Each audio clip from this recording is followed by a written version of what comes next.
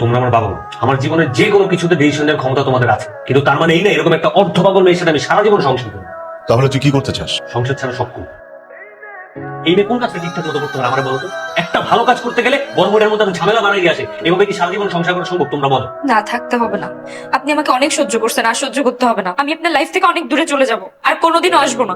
আমি বাসায় এসে যতগুলো উল্টাপাল্টা কাজ করছি একটাও ইচ্ছা করে করি নাই। আমার প্রত্যেকটা কাজের পেছনে উদ্দেশ্য ছিল যেন আপনাকে খুশি করতে পারি, কিন্তু আমি যাই করতে গেছি একটা না একটা ভুল করে ফেলছি। আমি এই বাড়িতে যেদিন প্রথম আসছি না ঘুমিয়ে আপনার ঘুম ভাঙার জন্য অপেক্ষা করছি। আপনার ঘুম ভাঙার সাথে সাথে আমি চা নিয়ে দৌড়ে গেছি, চাটা পড়ে গেছে।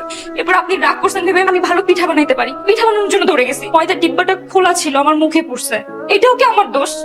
তারপর আমি নিজের হাতে কষ্ট করে আপনার জন্য এতগুলো রান্না করছি। আমি কিভাবে জানবো বাটি উলটপালট হয়ে যাবে?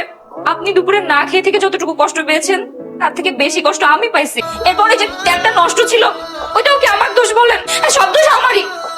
আমি যাই করতে যাই একটা না একটা ভুল করেই ফেলি। আমি আপনার বউ আর যোগ্যই না।